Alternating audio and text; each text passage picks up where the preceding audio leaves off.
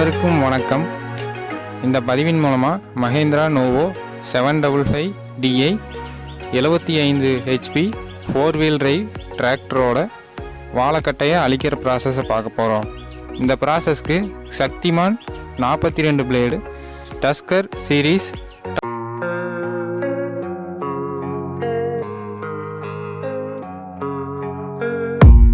I don't really know what comes next. I'm just doing my best, even though I'm so stressed out. Everything just feels like a test that I fail, so depressed when I can't seem to get out. But something deep inside won't let me quit. I swear that I'm inspired by all this shit. Tell me that I can't and I won't. That's what guides me the most. Your lies, I'll do what I want.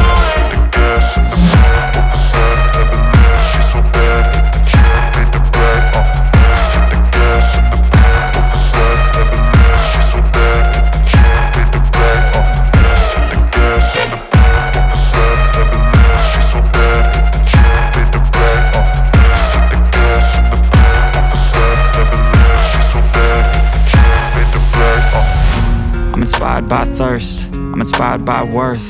I desire your worst, so you can just hide while I work. I ain't tired, you first. I'll write a second, third verse about the lies you go disperse. You never did shit, I know it hurts. But something deep inside won't let me quit. I swear that I'm inspired by all this shit. Tell me that I can't and I won't. That's what guides me the most. Your lies, I'll do what I want.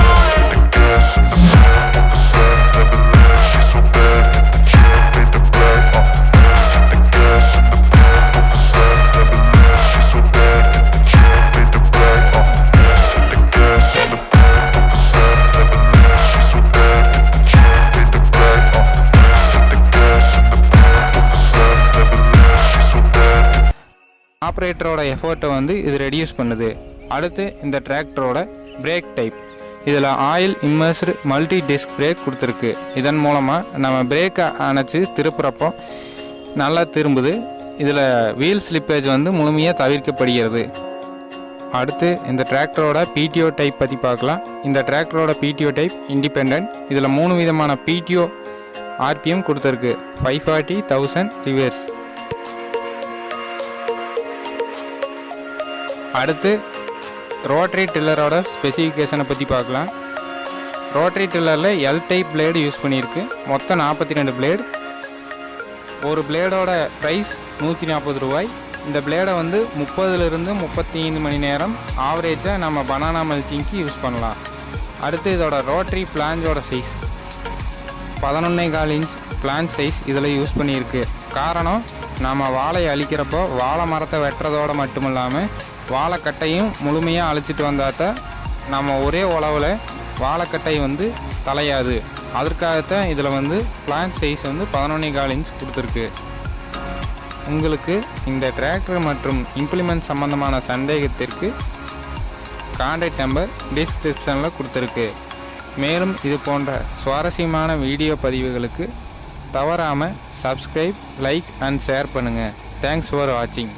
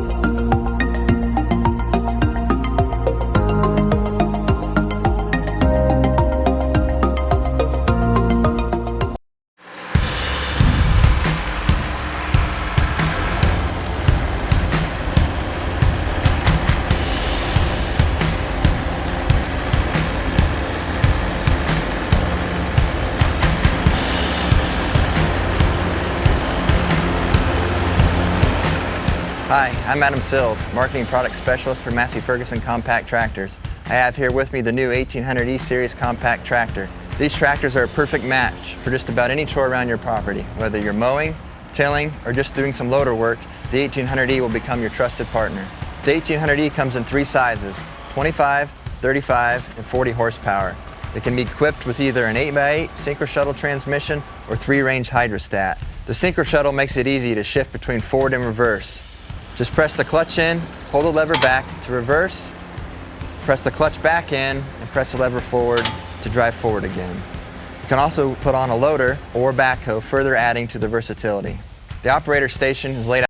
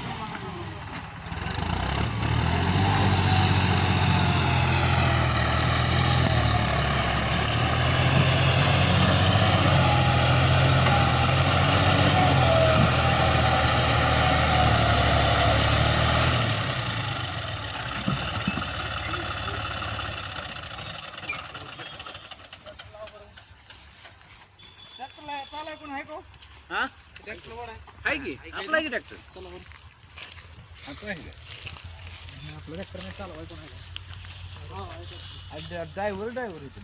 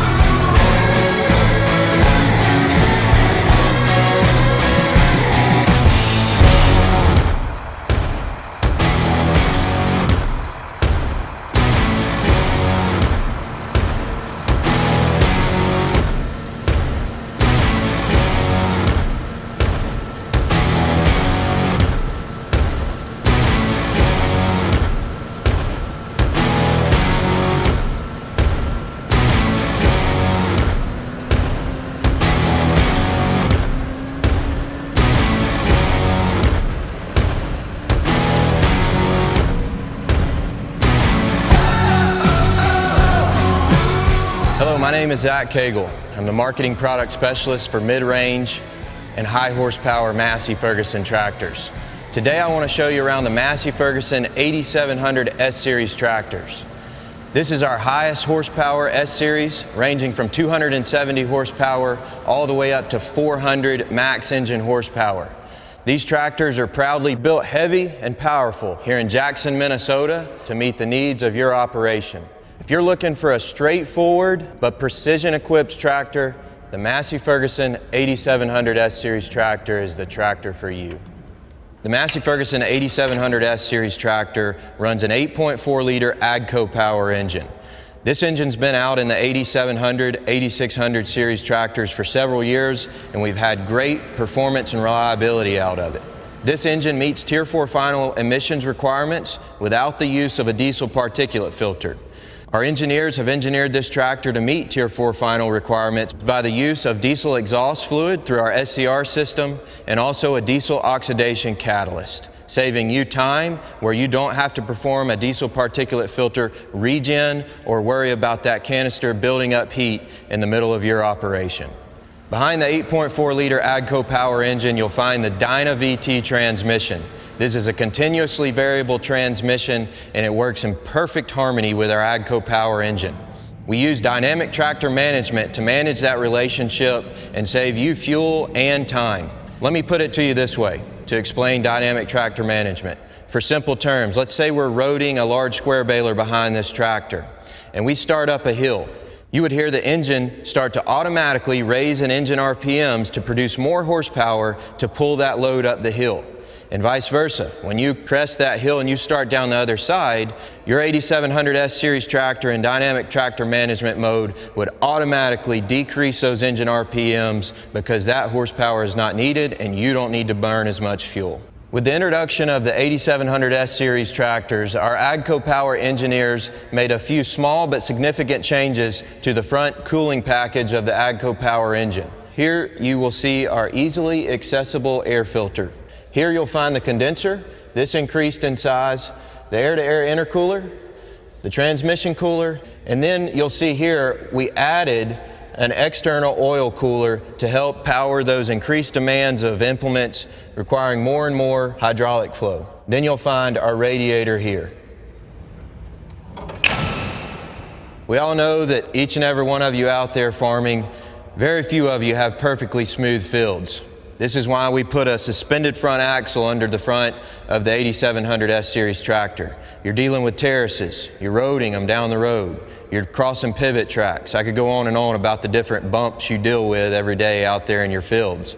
But this tractor and the suspended front axle and your cab suspension that comes on the 8700 S-Series tractor is going to make your day in the field a whole lot more enjoyable. Also standard on the 8700 S-Series tractors are pivoting front fenders. These are available in the standard width or a wider width front fender depending on your conditions.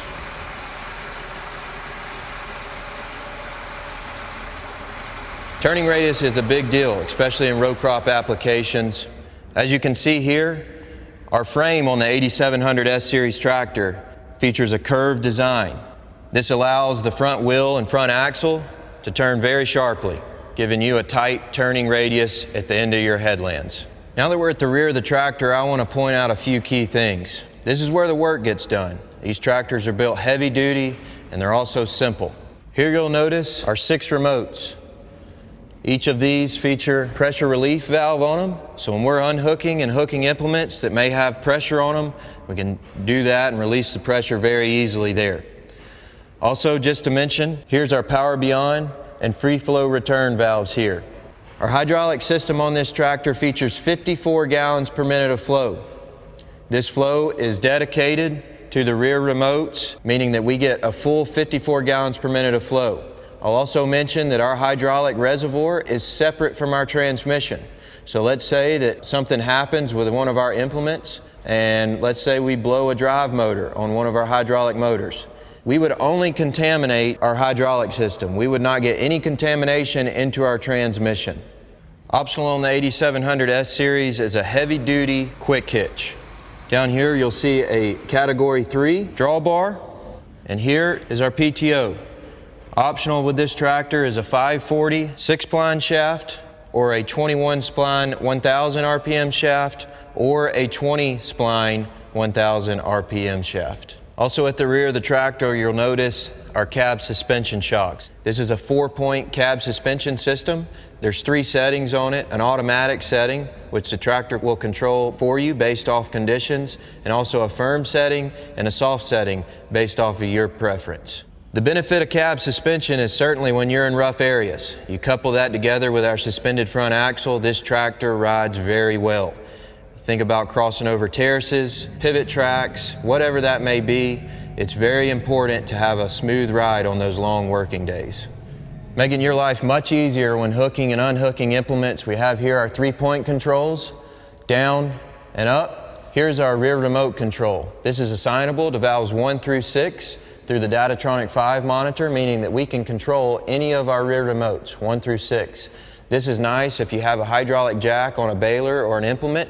You can plug that valve in and you can control that hydraulic jack when hooking and unhooking that implement. Finally, here is our PTO on and off switch. When we look at the rear axle of the Massey 8700, we offer 2 rear axle options, one being a short bar axle and also a long bar axle for those row crop or wide space configurations. Also from the factory, we offer rear and front duals, your choice. And when it comes to ballast, we can ballast this tractor all the way up to 39,000 pounds. We offer rear wheel weights as well as front weight packages to get there. We offer 2 light packages on the 8700 S Series tractors. Our standard halogen light package, and if you're doing a lot of night work, I would recommend our LED lights. The LED work light package can turn night into day for you. These lights help with range and visibility as well as decreasing blind spots when you're working at night. Let me show you around the Massey Ferguson 8700 S Series 4-post high visibility cab. First thing I want to point out is 2 courtesy lights here. When you're working at night and you're in and out of the tractor, this is really nice to access, climb up the stairs of the tractor. Next, you'll notice a wide open entry.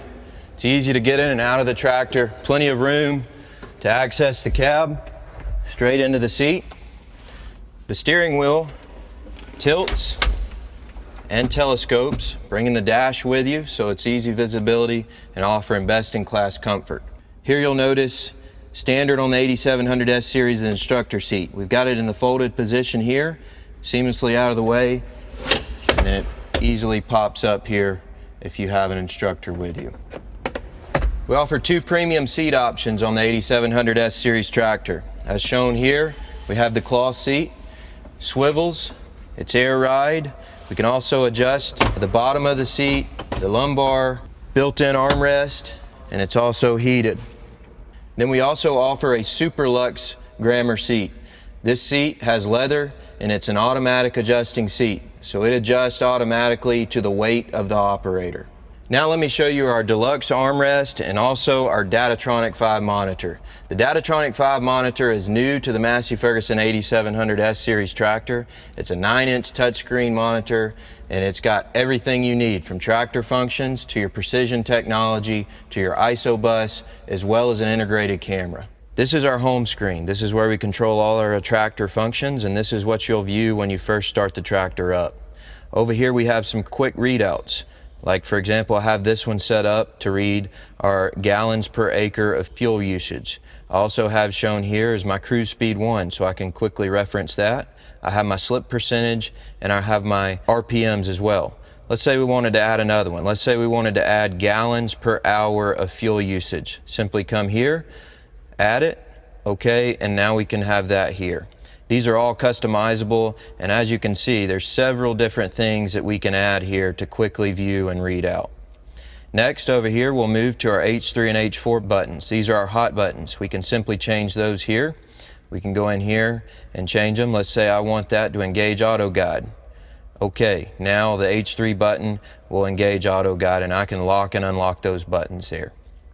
Moving up, as we talked about on the multi-pad, you'll see here you've got a valve you control. You can change that to your first remote, second remote, third remote, whichever one you want. And then at the rear fender, you'll be able to change which valve you control at the rear fender switch. So let's say we want to put that on valve 2.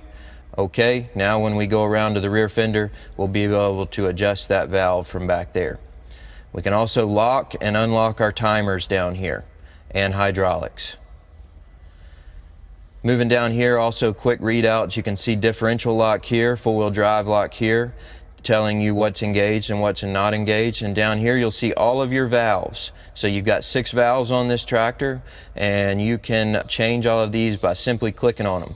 So if we want to adjust our flow rates, this is where we would come to. If I wanted to adjust my negative side to 50%, I simply just scroll the button here, drop it on 50%, or if I wanted to sync the two together, I can get them both to 50%. Down here, we can change from a aggressive start to a gradual start on our hydraulics. And also here we can set timers. Let's say I wanted to set my number 2 valve to run for 2 seconds. There's where I do that. Or if I wanted to set it to continuous, I simply hit this button here, and when I engage that valve, it'll run until I stop it. Over here you'll see your 3-point settings. So this will give you a percentage of how high or how low, and also your auto guide, your PTO, and this is your main screen. This is going to give you all the information you need. The 8700S series is available with Trimble or Novatel receivers. These are available from the factory. And as you can see here in our Datatronic 5, we still have our readouts for our tractor functions. We have here a red button indicating that we are not on a line, and when you are steering on a way line, you will have a green button there so you know exactly when and when you're not engaged in auto guide. Here we can pause and start our task controller. Here we can turn section control on and off. These are our nudge left and right buttons.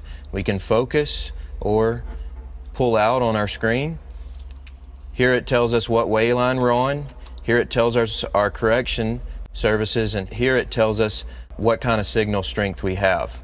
Over here on the right hand side, we have our quick readout buttons. If we wanted to start a new field or start a new way line or whatever we want to do here, go to our settings of our implement. We can click here, and this is where we'd adjust all of our settings, whether it be width, or whatever that may be, set up a new one, our distance back from our drawbar, our triggers, start on PTO on. So when I turn the PTO on, the tractor would start mapping. Down here, I want to mention a really interesting thing, our go mode. Our go mode is a simple, easy to use method to start a way line without having to set up a whole lot of extras. All you do is click that button, select the way line you want. The monitor will give you steps to take, and in no more than 3 clicks, you have a field set up and you're ready to start steering the tractor. Here, let me tell you about our ISO bus. So our ISO bus is capable of running any of our AGCO implements, as well as many other brand name implements. Here's our camera. If we had a camera, say for example, we wanted to watch a large square baler nodder stack, we can put that in here, no problem. And then the last thing I want to mention is our split screen capability. So let's say we wanted to watch our tractor functions here, we could do that. Or down here, if we wanted to change our screens up, we could simply choose a different screen. Let's say that I wanted to put my hydraulics on this page. So now I can view all of my hydraulics very simply over here on this side of the screen, and I can watch my guidance screen on this side. Let me show you the 8700S Series Deluxe armrest. This comes standard on all of our 8700S Series tractors. It makes your life a lot easier. Everything that you need to control the tractor is located right here at your fingertips. First, let me show you our multi-pad joystick. This is how we control the speed of the tractor. So with our Dyna VT transmission, obviously we can get to any speed that we want, even down to the 10th. If we want to go faster, we simply push forward on this multi-pad. If we want to slow down, we simply pull back. Here you'll find easy to push, PTO on and off, automatic, engine preset speed. Here's our 3-point hitch, down, neutral, and up. Our cruise speed 1 and cruise speed 2. These are easily adjustable. Let's say we're going across the field and we want to go 5 miles an hour pulling a planter. We can simply engage that. If we want to get to the headlands and slow down a little bit, we could set that speed at 4 miles per hour, and we simply press that button. Here's our hydraulic valve. This is assignable to 1 through 6 to control any of our functions on a single valve. Then here's our headland function. This can be engaged to engage auto guide or a sequence that we set up in our Datatronic 5. And finally, this is how we shuttle the tractor. I'll also mention that the multi-pad can be set up to be ISO compliant, meaning if we're running triple mowers, we can set this up however we want it to raise, lower, or fold our 3-point. Let me show you how you control your 6 rear remotes. So here is our number 1 remote. This is our joystick, okay? We can go negative or plus for number 1, and we can go plus or negative for number 2. This makes our most commonly used functions really easy. All we have to do is push and push back. We also have the engage constantly, just push forward, or that can be float. Here's 3, 4, and 5, and then up on our multi-pad is number 6. Here's our 3-point linkage control as well, up and down and neutral. Here's our preset engine speed A and B. Here's how we change the ranges on our transmission, and we can set this button to engage auto guide or a headland function. This is how we unlock and lock our hydraulics, and this is how we engage our ISO on our multi-pad. Here is our throttle control to raise and lower our engine RPMs. Back here you'll notice our dynamic tractor management function. This is how we engage it, and this is how we turn it off. Next, this is where we adjust our cruise speed 1 and cruise speed 2. To increase it, we dial forward, and decrease, we dial backwards. And of course, this is cruise speed 2. And this is how we change from lever to pedal mode. What that means is if you were unloading a grain cart into a tractor and trailer, you might put it in pedal mode, and basically all you do at that point is just press down on your pedal and the tractor will gradually creep forward. Then if we change it back to lever mode, at that point we would use our multi-pad to increase and decrease the speed of the tractor. Finally, here I want to show you our PTO. To engage our PTO, we push it on. To turn it off, we push it to the rear position, and also our automatic function, meaning that when we raise our 3-point hitch, for example, the PTO would turn off, and when we lower it, the PTO would turn on. And finally, our remote number 6 is here. To keep things simple on our armrest, we locate all of our functions that may not be as commonly used on our B pillar. This doesn't impair our visibility, but it also keeps buttons that are not as commonly used out of the way. As you can see, we got our headlights, our 4-wheel drive, our differential, our auto steer, and our cab and front suspension settings here. As we move up, you'll see that we have our ignition switch here, our 3-point settings here. So this would be our max height, our rate of drop, our draft control, and here we have our 3-point suspension. Next up, you'll see we've got our 540, 540 Eco, 1000, 1000 Eco, and our neutral selection. And finally, here's where we control all of our work lights, as well as our beacon lights. I could go on and on about the many features on the 8700 S Series tractor. They're all straightforward, dependable, simple to use. But if you want to know more about this tractor, I would encourage you to go visit your local Massey Ferguson dealer or go to our webpage, masseyferguson.us.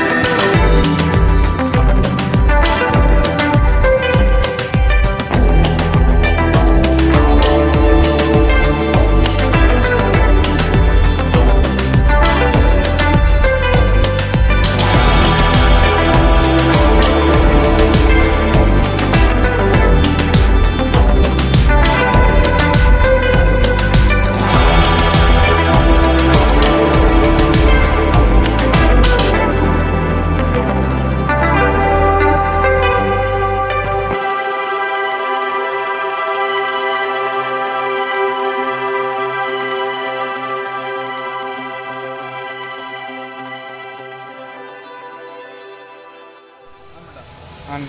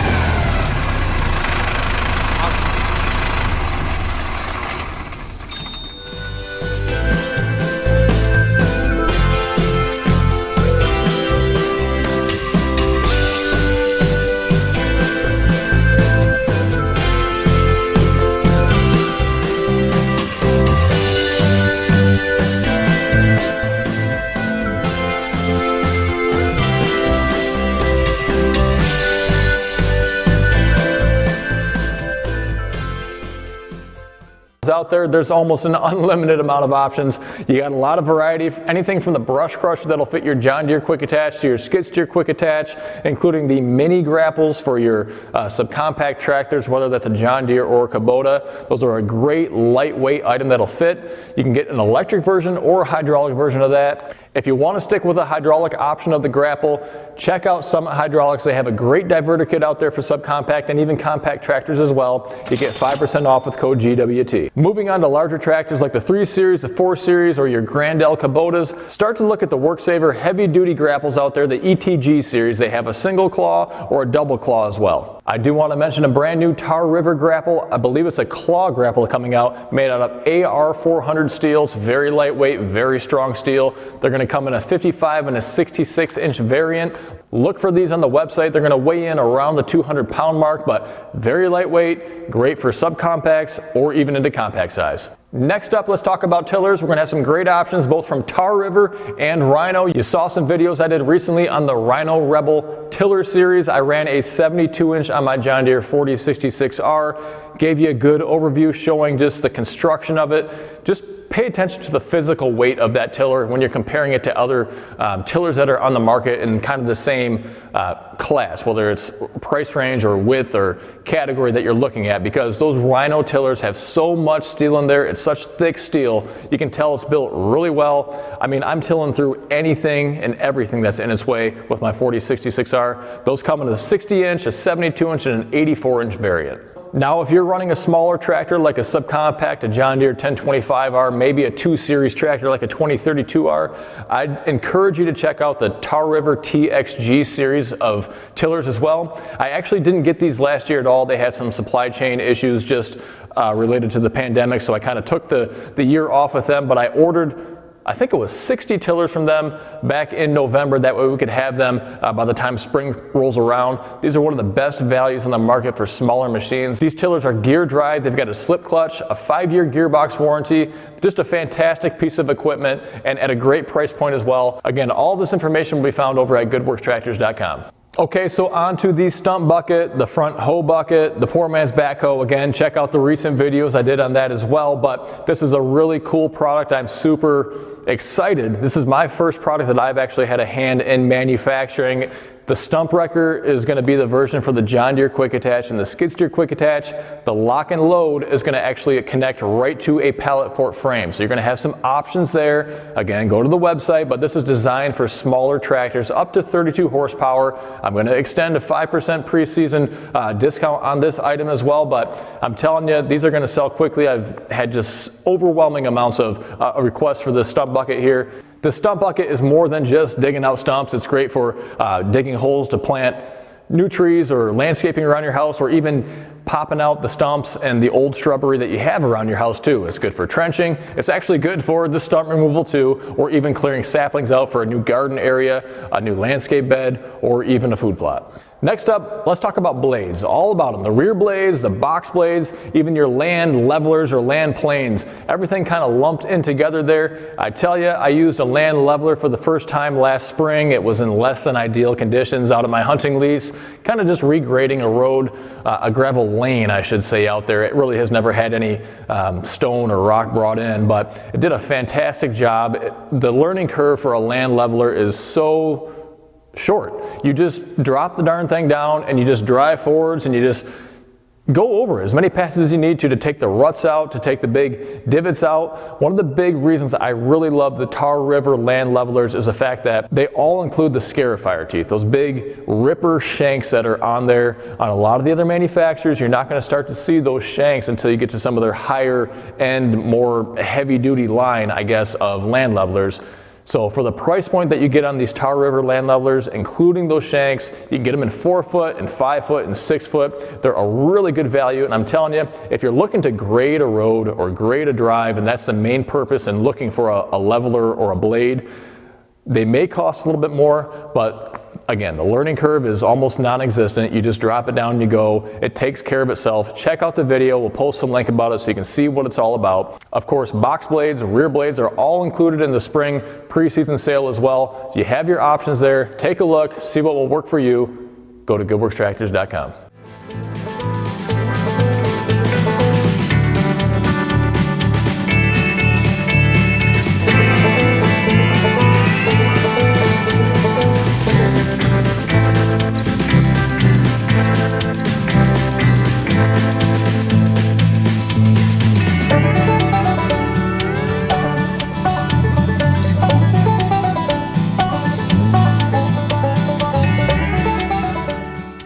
Next up, let's talk about seeders. Not these guys, but these guys. You're going to have some options as far as Tar River goes. You're going to have a no-till drill, which is a Saya, S-A-Y-A. You're going to have a 48 and a 72-inch variant there. You're also going to have a type of seeder that you have to actually till or disc the ground. You have to prep the ground and then you can seed it after that. These are both going to be some of the most economical, most affordable seeders that are on the market. Maybe they're not designed for everyday commercial application, but they're designed for the food plotter, maybe your hunt club, that kind of scenario where you're doing small acreage, relatively small acreage. You're not doing full-time farming with a seeder like this, but very economical. However, there are going to be a very limited number of these seeders available. Just one of those high dollar items, even though they are cheaper than other comparables that are on the market, they're still a high dollar item, so they're not a huge seller. So limited quantity. If you want one, I'd encourage you to get your order in soon. In some videos from last fall, you did see me using a Casco Verislice seeder as well. I've used that seeder there to overseed my lawn and of course to do my food plots. So you can use something like that for either application. If you're looking for a little bit, maybe higher end seeder, it's going to come at a lot higher price point as well, but the Casco is something we can order for you as well. Springtime is lawn roller season. We're going to have again a limited number of 48, 60, and 72-inch lawn rollers available. Again, check out the videos I did last spring rolling my lawn. So after a whole winter of freezing and thawing and repeating that process over and over, you could have mold damage that occurs in early spring or even fall that you didn't get to as well. Spring is the best time of year to use that lawn roller and get your lawn in shape for mowing season and growing season. Again, we can ship these out to you. You're also welcome to always pick up items here with a scheduled appointment at Good Works Tractors in Kalamazoo, Michigan. We do have 3-point dethatchers available as well, the most common size being the 60-inch variant, slightly wider than your 1 Series and your 2 Series tractors. It's going to match up with the width of a 3 Series tractor. So these dethatchers are a really great, lightweight, and relatively inexpensive tool that can do a lot of different tasks for you. It can collect the debris, it can collect the sticks, the leaves, the material that's in your lawn left over from the spring or in the fall for cleanup as well. It's also, of course, great for dethatching if you need to do that, or even scarifying your lawn if you want to seed or overseed after that. These are excellent for cleaning up your lawn, all the sticks, the debris that have fallen over the course of wintertime. Great for dethatching as well, as the name might suggest, but it's a great tool, what's the best way to put this? It's not aggressive on your lawn. So if you think about a landscape rake, those are a very, very aggressive and damaging piece of equipment to use on your lawn. These dethatchers, on the other hand, only weigh about 50 pounds. You can pick them up with one hand. That's the intent.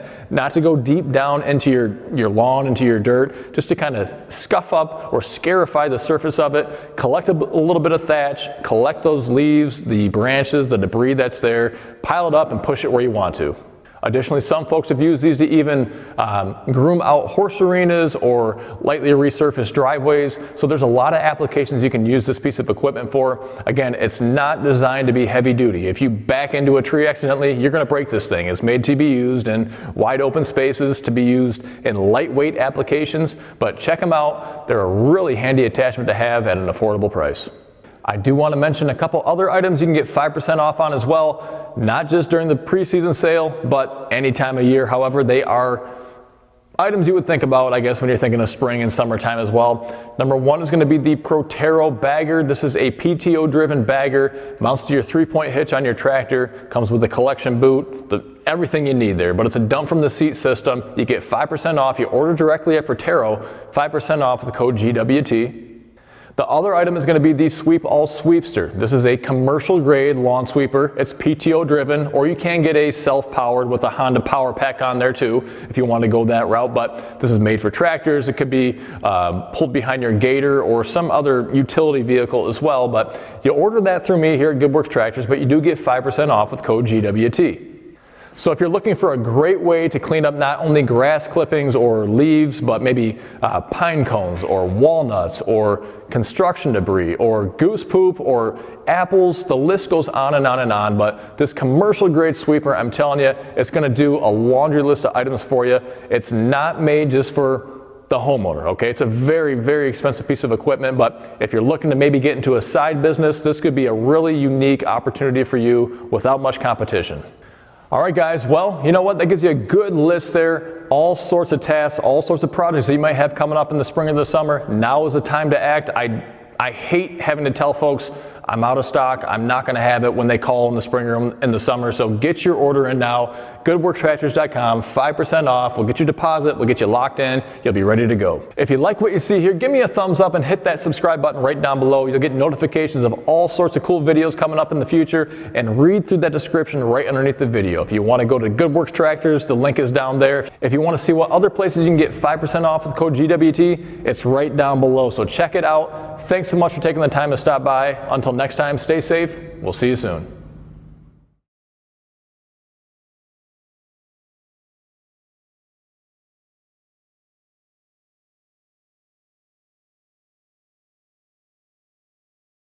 Guys, how we doing? Welcome to GoodWorks Tractors. Going to go over some safety features, some tips as well that are found on your tractor. These are standard pretty much on most tractors these days. We're going to go through them. Some of the front, some of the back, some of the hood, some are invisible, some you turn your tractor off, it won't turn on, you're wondering what the heck's going on, or you're driving your tractor and all of a sudden it shuts down. What the heck is going on? Let's figure that out. So while most of these items are going to be pretty much unnoticeable or just kind of there and you don't have to worry about them, some are a bit annoying. Some kind of have hacks that you guys have done on forums and everything else. I'm not going to get into that. Leave that in the forums, or you can put it in a comment below. But those kinds of overrides are not manufacturer recommended. What's that, Rose? Oh yeah, I'll tell him. And Rosie says, give this video a thumbs up and hit that subscribe button right down below.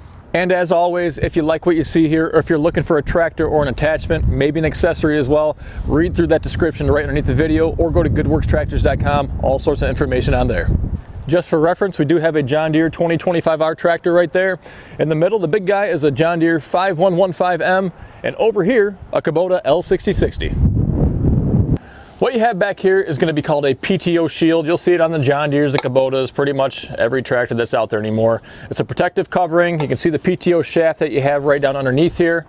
It's pretty simple in design, and the reason that it's there is so that if you were reaching down for some reason, say you had a brush or a stick or something jammed in here, and somehow you're out here, this was wrapped or this was spinning around, you put your sleeve around there. If it catches on it, it's going to pull your whole arm in.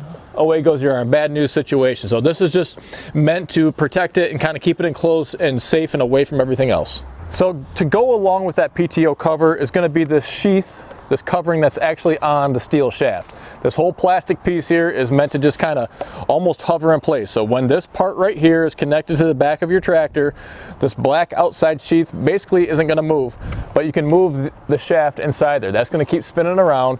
And again, it's the same thing. You don't want your sleeve to get caught in there, your coat if it's hanging down, your pants, whatever it is, because, well, just take a look at that picture. I think that explains it all right there.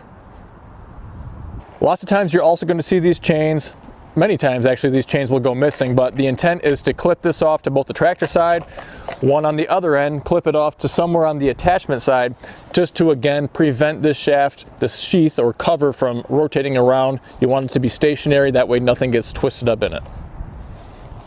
Next thing we're going to talk about is a PTO kill switch, and that's going to be for the mid PTO, so not every tractor is going to have a mid PTO, so I'm just going to have a rear, and this doesn't really apply. So if you have a brush hog on the back, for example, and you're just riding along and you back up with a brush hog on the back, you don't have to worry about anything. However, if you are riding along, you got your belly mower on, and you go to back up, guess what? It's going to kill the machine. It's going to shut it down.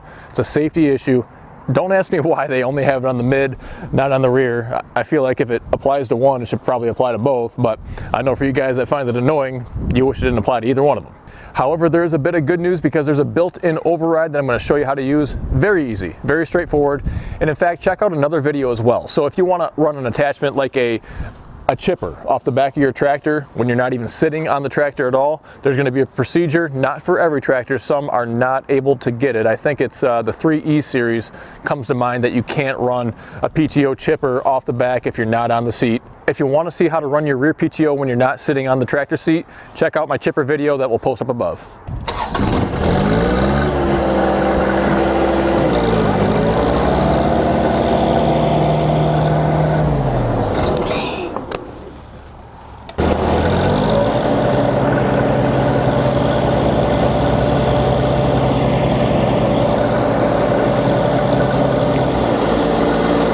So one of the more important safety features that are going to be found on your tractor is actually a seat safety switch.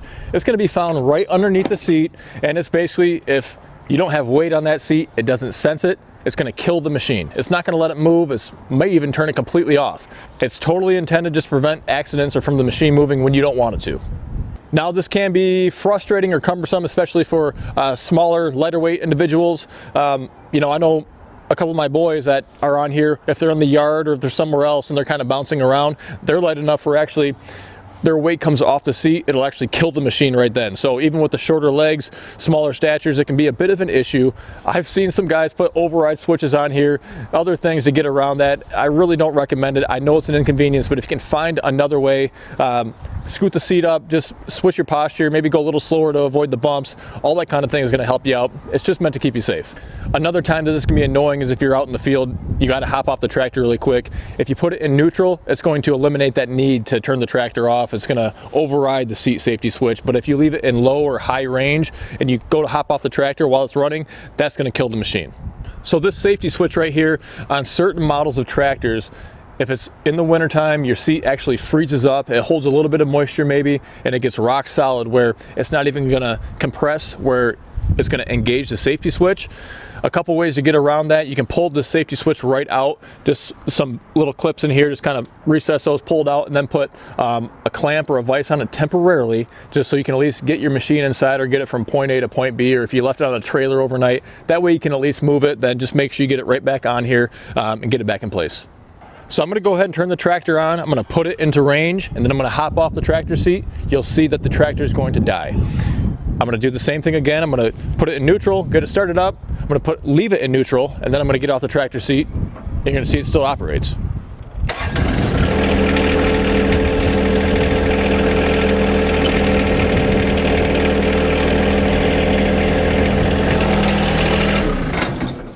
Tractor died.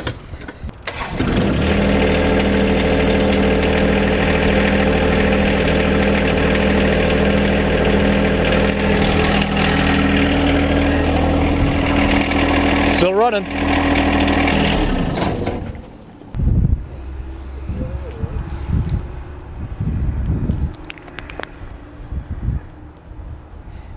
Pretty much every tractor anymore is going to have what's called a rollover protection system. So on open station tractors, no cab, you're going to see a big black bar like this. Most of them are actually going to fold down. You'll see a hinge point right here. So if you need to fit it underneath a low overhead door, you can still do that. Or if you're mowing underneath trees, it makes it a lot easier to navigate that way.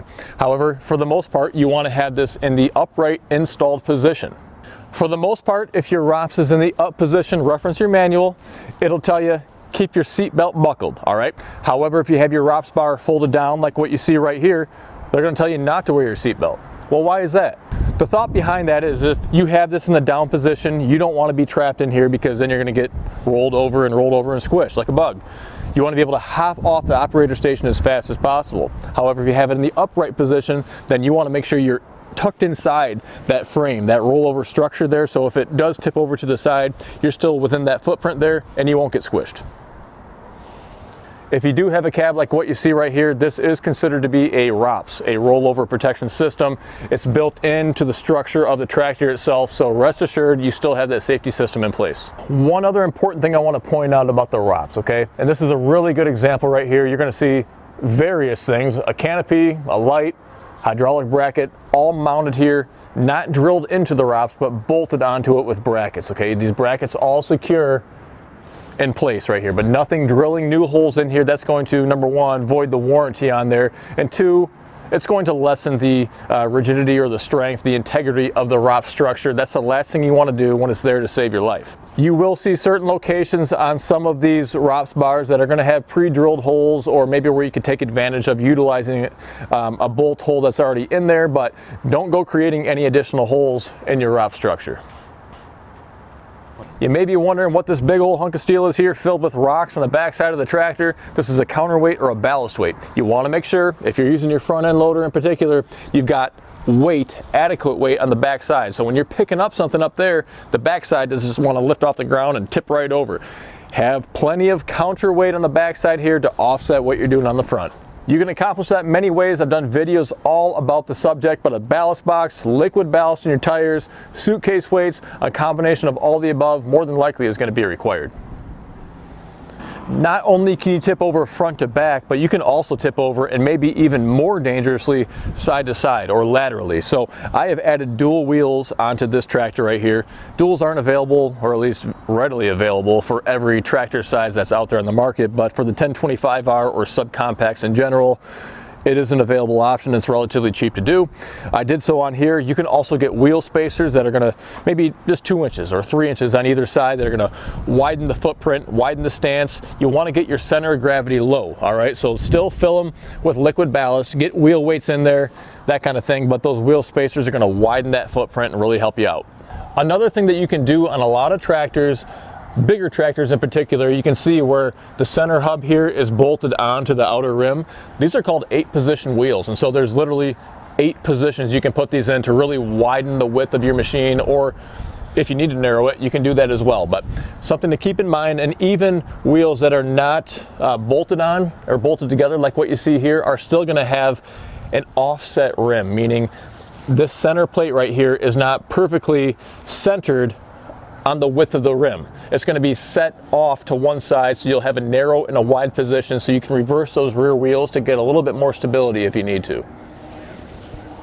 No matter if you have a grapple on, it could be a bucket, it could be a set of pallet forks, whatever you are moving around, keep that literally as close to the ground as you possibly can. Don't go traveling around with the load up here or way up high. That is really going to increase the chances of a rollover accident occurring. Make sure you grab a load of brush, a log, a big old bale, a bucket full of dirt, a skid of something that you're moving. Just keep that load and carry it as low as you possibly can. I don't even care if it touches the ground from time to time unless it's going to cause damage. I would rather have it that low and secure and keep my center of gravity way down there versus risking an accident occurring. Not only that, but it's really going to help with visibility for the operator. You keep your grapple down low, the fork's a bucket, you can see a lot better what's going on around you. Definitely know about that around here at the shop. There's always customers, you have Rosie, sometimes my kids are out here, and of course other guys working around, so it's good to have that visibility as well, keeping your load low. A feature I wish tractors had, and actually both of my reel mowers do have on it, is called a tip meter or something along those lines. Basically, when you're driving along, it's a little scale, just kind of has degrees on there so you know when you're level and then when you're out of level and how far out of level you are, because at a certain point you're going to reach that uncomfortable zone where potentially you could tip it over. I really don't know what the tipping point is of tractors side to side, but I don't really want to find out either. At least it gives you a visible kind of reference when you don't really know when you're on uneven terrain or going into a new area. You can take a quick look at it, you can see how far out of level you are, see if you need to get yourself back towards the level mark. So certain models of tractors or certain brands of tractors it just depends on the size. There's not really a rhyme or reason that I found anyway. Do not need to be in neutral when you start them. Other brands or models do have to be in neutral in order to start them, or you're dead in the water. It's not really a big deal. It's easy to do either way. However, I will say every time I start up my 4066, for example, when it's in range, I think, why am I allowed to do that on this machine, but not on a machine like a 2025R or a 1025R? I don't know. I feel like if it's good for one model, why isn't it good for another model as well? Another feature that's standard and I actually really like, especially when I'm out in the field in a bumpy area because it helps keep me nice and secure and stable in the operator station, is going to be a seatbelt. Pretty standard equipment anymore. Oftentimes these things never get used. I totally understand that, but if you are in bumpy conditions, it can really just help to smooth out your ride and keep it a little bit more convenient for you. On a tractor like this one right here, you've even got a buddy seat with its own seatbelt as well. Look at that. If I only had a buddy.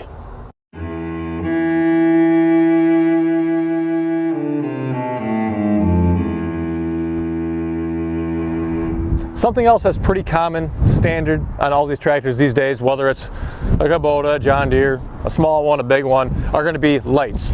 Both headlights and hazard lights on the front and the back of your tractor. So this is great for nighttime conditions, if you're plowing, if you have to go down the road, whatever it is, you know, could be a late summer night, could be an early winter night, but if you're in the dark, it's great to have that extra visibility without having to worry about adding on an additional rotating strobe light on top. At least you have some built-in safety there when you're going down the road.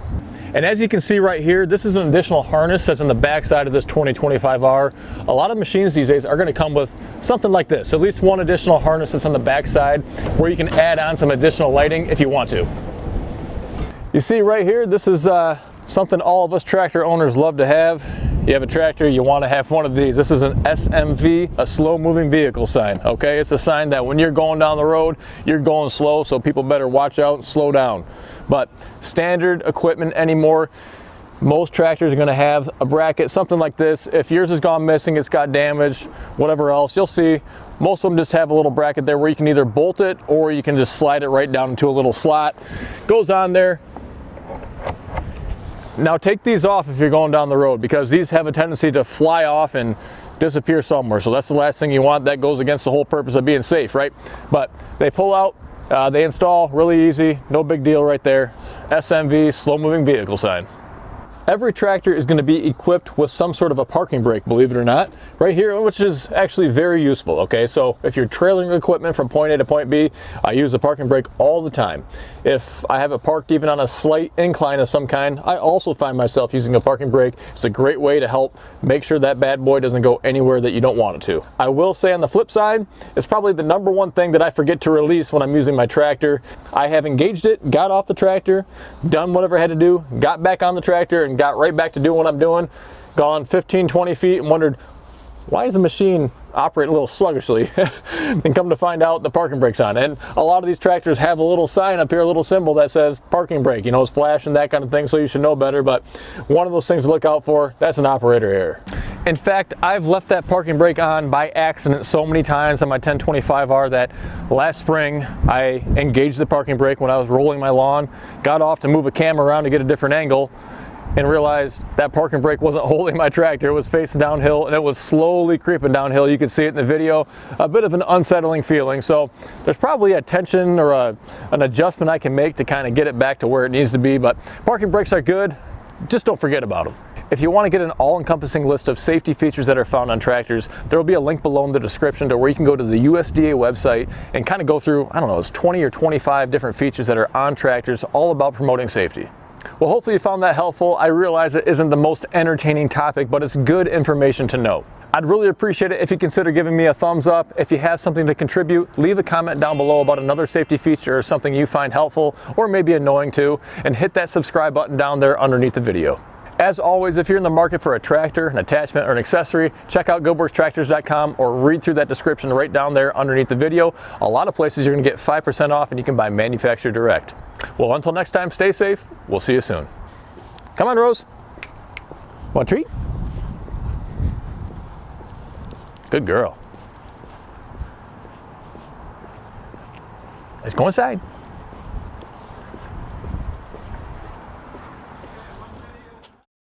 Guys, how we doing? Welcome to Good Works Tractors. Got a good one for you today. 10 more random tractor questions. This might be the best batch yet. You guys are doing pretty good asking those questions. Some I know the answer, some I don't, some I gotta research, but it makes it a lot of fun either way. Right behind me here, it's gonna be the first question, but it's gonna be the last one to answer. It's gonna take a while for us to get through that. It has something to do with those buckets way up in the air, so stick around and see what that's all about. If you enjoyed the video, would you give me a thumbs up? Hit that button right down below. There's a subscribe button right next to it as well. If you haven't done so yet, I'd encourage you to do so, and read through that description right underneath the video if you're in the market for a tractor or a cool tractor attachment.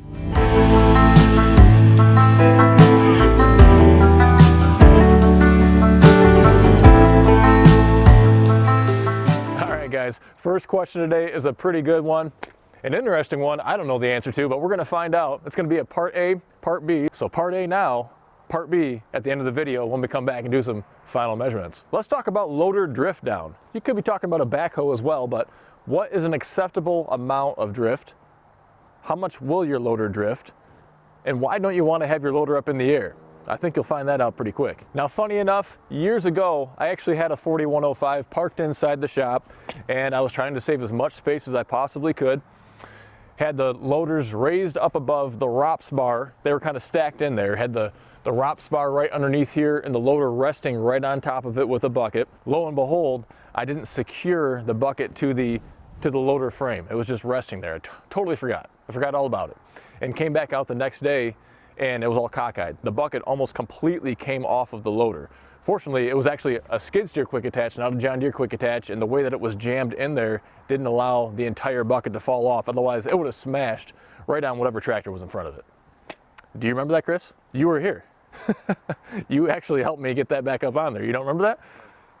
Yeah, so it was a summer day. I looked for the pictures. I couldn't find any pictures of it, but it was a pretty scary situation to have potentially a 500 or 600 pound, 72-inch wide skid steer quick attach construction bucket hanging up there, barely holding on. So a customer recently said their John Deere dealer told them an allowable amount of drift down is 4 inches in an hour. So I'm curious just to see how much these drift down. I'm sure there's a lot of variables that go into configuring or determining that amount, you know, maybe temperature, maybe if it's new or if it's old, if it has a bucket or if it has nothing on there, all sorts of variables. But we're working with what we have here, so I'm curious to find out. Maybe you are too. An easy experiment for you to do at home as well. All right, I don't really know a great point to measure these at, but we're gonna do this Zerk fitting that's kind of at the base of the carrier bracket on both of these loaders. And for good measure, we have a John Deere backhoe back on the 4105, so we're gonna take a measurement on that. We'll give you that info too. This is not scientific, so I don't wanna hear about that from all the scientists out there. 69 inches center line. 102.5 inches. Yeah, let's pick this point here to measure drift down on the backhoe. It looks like about 45 inches to the center line. Close enough. A viewer recently asked, can my 1025R pull my truck up this hill? Well, I don't know, I've never done that. But I figured, what better time to find out than right now? I have no idea if this is practical or not. I've got duals on my tractor as well, so that's gonna influence it. I'm gonna put it in 4-wheel drive, locking rear differential. I know you guys like that. And we'll see what happens. So I don't know if this makes any sense or not. Maybe you could picture this being a trailer instead of a truck that it's hauling, or, you know, maybe you have a gator stuck down by the lake and you have to haul that out. Just use your imagination. It's just a data point. Let's see if it does it. Got my Super Duty crew cab here, Power Stroke diesel, all that stuff. So I don't know how much it weighs. I think it's somewhere around the 8,000 pound curb weight, give or take. It really doesn't matter. It's a lot of weight either way. I'm not really convinced it's gonna haul it up this hill, but I'm ready to find out. Oh, by the way, I'm doing this because a viewer asked. I don't know if I mentioned that or not, but I go above and beyond to answer my viewers' questions.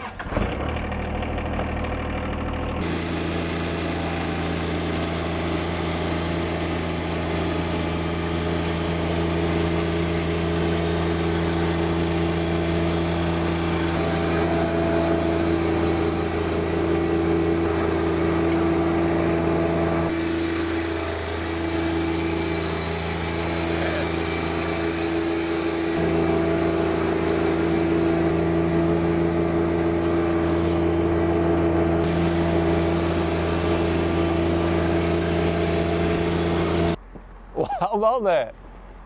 I did not think that was going to happen right there, but that made it up. I just had a great idea. Gooseneck, F250. This was easy. Let's see about that.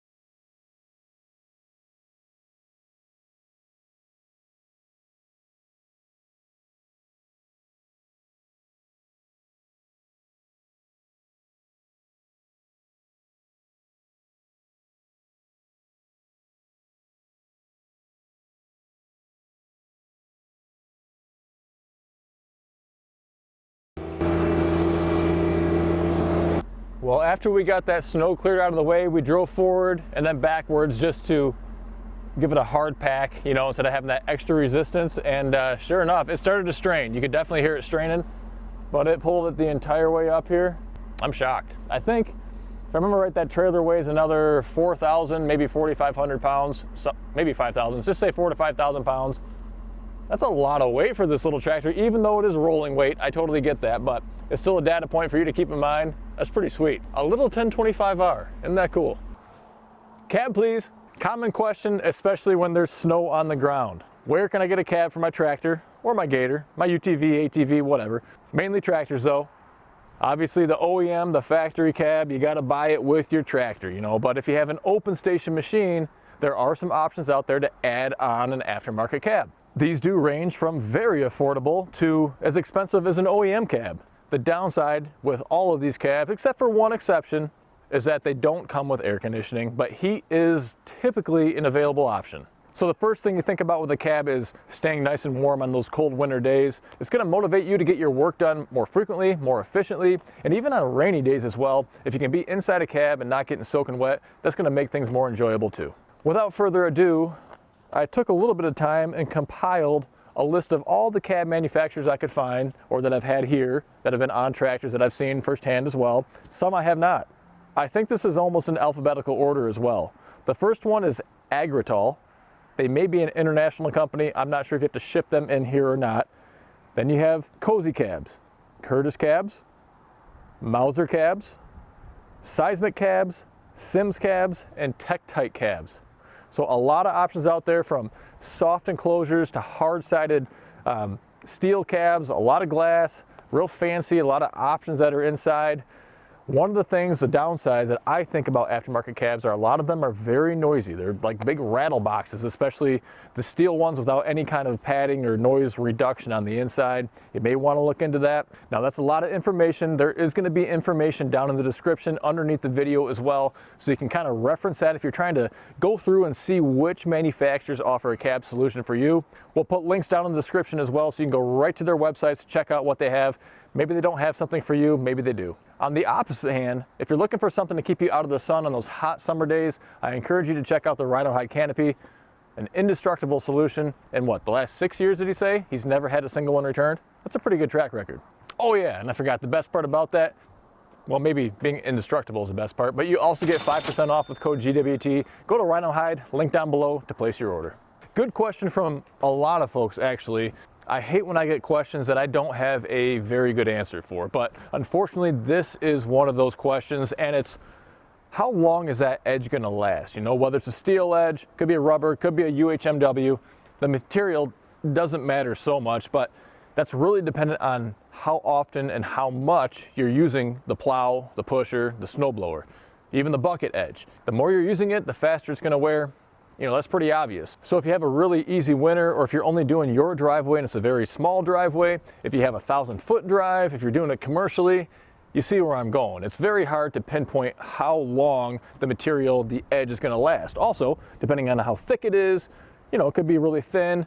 Certain materials will last longer than other materials. So steel will typically last the longest, with UHMW not too far behind it, while rubber is going to protect the most, but wear the fastest. Now, a couple pieces of advice is typically the thicker the material, the longer it's going to last, as well as the height of the material. And a good way to take advantage of a taller meaning up and down section of material would be to get something that you can flip over. So you can use this side here, and then once that wears down, you can flip it over and use this side as well. So that's going to give you a lot more bang for your buck. So I've got our thinner material right here.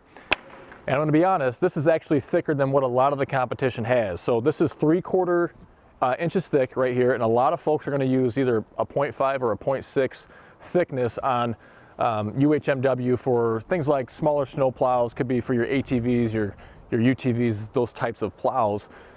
I went a little bit thicker just because I felt like you want to get more bang for your buck. And same thing can be said for this thicker material, which is typically used for the, you know, the bigger snow pushers and for bigger, heavier duty plows, other applications along those lines. So when you're looking for an edge, it's going to be very challenging for anybody to give a legitimate answer on how long the material is going to last. But the bigger, the beefier that you go, maybe the taller that you go, the longer it's going to last. And I think we know my pick is going to be the UHMW. We sum it up by saying it protects like rubber, but it cuts like steel. Don't take my word for it though. If you've bought a piece of this from me or you've been using it for a long time, I'd love to get your feedback. Leave a comment down below. Common question, good question too, this next one here, but will a local dealer service your tractor or honor the warranty if you buy it from me or somewhere else, if you don't buy it new, if you don't buy it from them?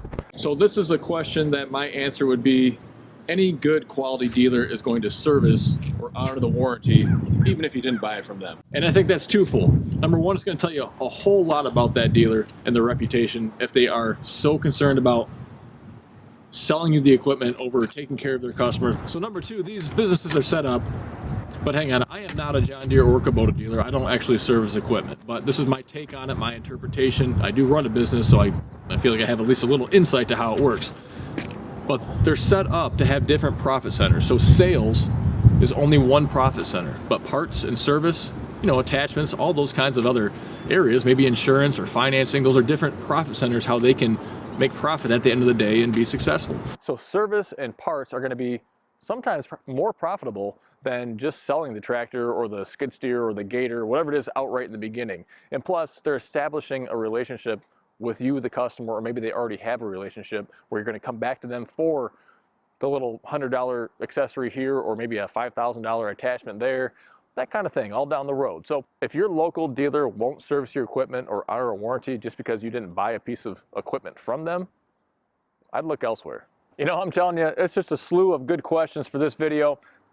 How much is my tractor worth, or how much should I pay for that tractor? Well, the simple answer is however much you're willing to buy it for or sell it for. Unfortunately, there's not a blue book, a NADA, no kind of tractor guide to tell you how much this option, that option is worth, the year, the hours, the configuration. But I don't really like those guides anyways. If you're like me, you never like that number that Kelley Blue Book spits out anyway. My vehicle's always worth more than what it has to say. But that's the number that a buyer's gonna look at if they're coming to me trying to make an offer. Before I sold tractors, I bought and sold a whole lot of boats. And it was a good starting point because you can look up on the NADA guides the average values for a boat with all sorts of accessories. However, I often paid more than the Blue Book value and sold them for way more than the Blue Book value. So it was really just a starting point, maybe a negotiation tactic if you're looking to buy one and you don't really know where to start. However, it's really based on supply and demand, condition of it. So regardless of what you're shopping for, if you're looking to buy it or sell it, you got to get a feel for the market. Spend a couple of days looking at different websites,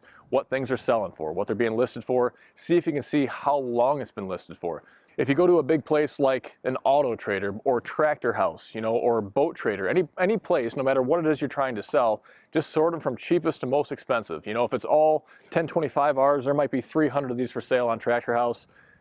I can tell you this right now, if they're all set up with a loader and a mower, 75% of those are never moving. You know, that cheapest, that bottom 25%, those are the tractors that are going to be sold, with a rare exception here or there. But don't pay any attention to the stuff that's, you know, priced $4,000 or $5,000 more than anybody would ever pay. So it's not a straightforward answer, and I don't have the answer for you, because it's going to come down at the end of the day to what you're willing to pay for it, what you're willing to sell for it, and whoever you're dealing with on the other end of that transaction. Common question, but a good question too. But the quick attach, the John Deere quick attach, and this goes for skid steer quick attach as well, but something on a 4066R, is it going to fit the same as on a little 1025R? Isn't it going to be like wider or taller or further apart or something where it's just not going to be compatible? Well, that's the beauty of a standardized system, is that you could take an attachment from a 1025R, put it on a 4066R, as long as you have a John Deere quick attach, or vice versa. But do you really want to do that? So as you can see, John Deere 4R, little 1025R, same carrier brackets for the John Deere quick attach. You can see the spacing is identical. Up and down, the size is identical as well. So this is not a problem. You can take an attachment from a smaller tractor if you're upsizing, maybe not from a 1025 to a 4 series, but maybe from a 1 to a 2 series, or a 2 to a 3 series perhaps, or a 3 to a 4, you get the idea. Let's see what it looks like though if you put something from a 4 series onto a 1 series.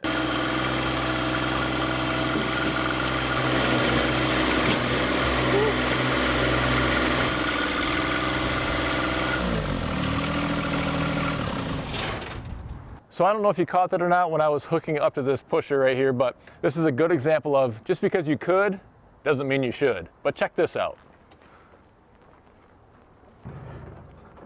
There is no weight on the back end of this tractor. There is a lot of weight on that front axle there. I've only got it just a couple inches off the ground, but you can see I'm just standing here shoving this thing around. It's pretty incredible. Oh, also another reason why you always want to have plenty of ballast weight on the back end of your machine. Can I add this to this? If you don't know what this and this are, we're talking about a hydraulic multiplier and a power beyond circuit on your tractor. A hydraulic multiplier is a relatively inexpensive way to get a lot of additional hydraulic circuits on your tractor. What you see here on my 4066R is hooked into either the 3rd, the 4th, or the 5th function. Take your pick.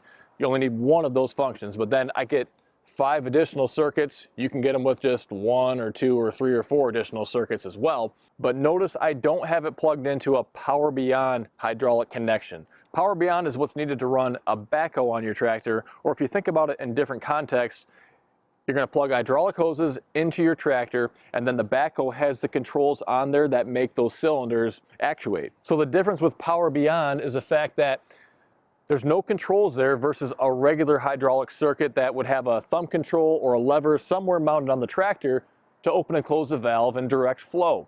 When you have something plugged into your Power Beyond, the flow is just going to go through it until it can't go anymore. It's just going to stop eventually, otherwise it'll just keep flowing right through. So you need to have a 2-way valve installed between your Power Beyond and the hydraulic coupler. So you can use that hydraulic coupler, but there's an extra step involved. But if you already have Power Beyond on your tractor, you'd have to basically get 2 things then.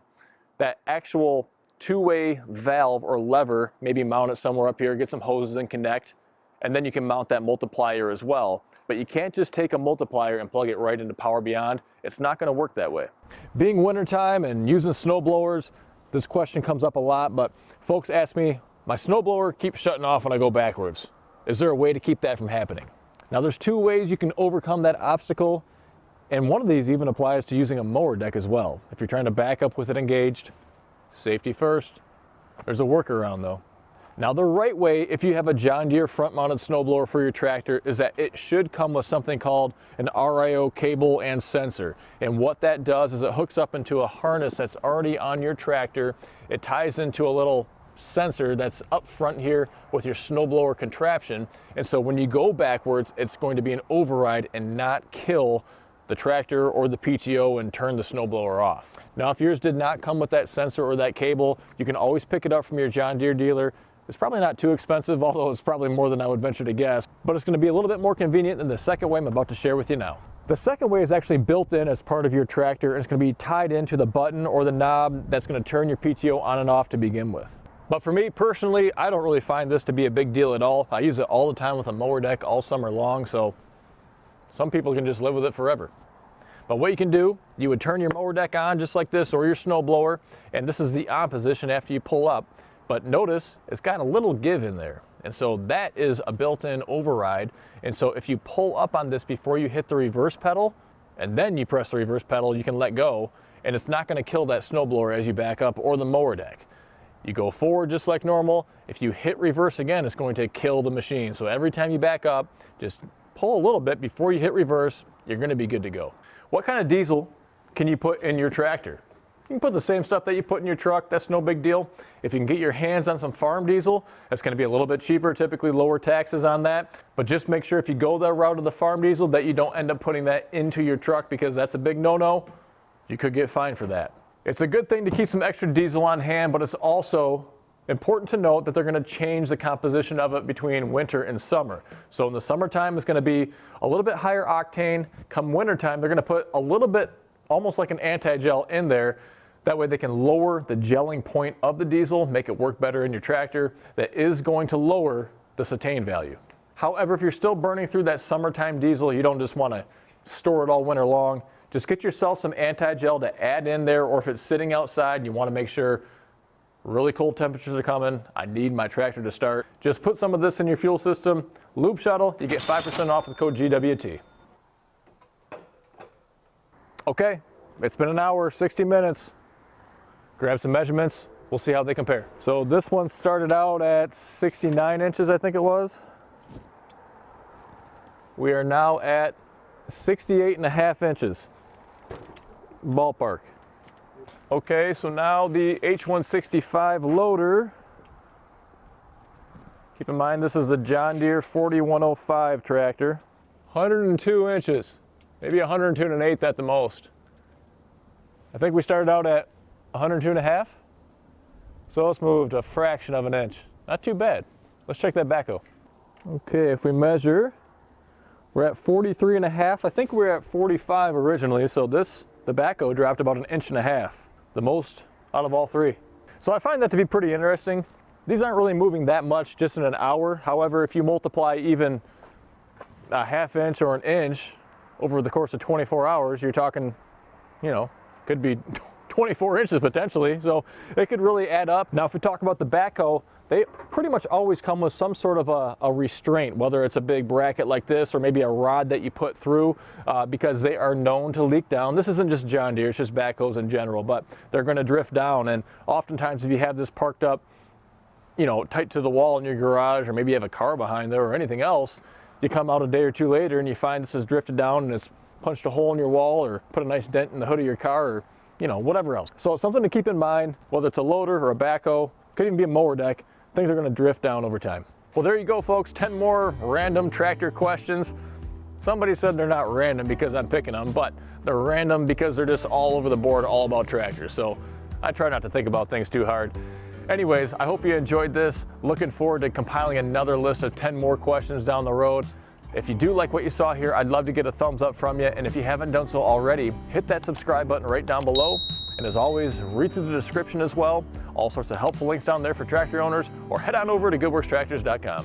Thanks so much for stopping by, and until next time, stay safe. We'll see you soon.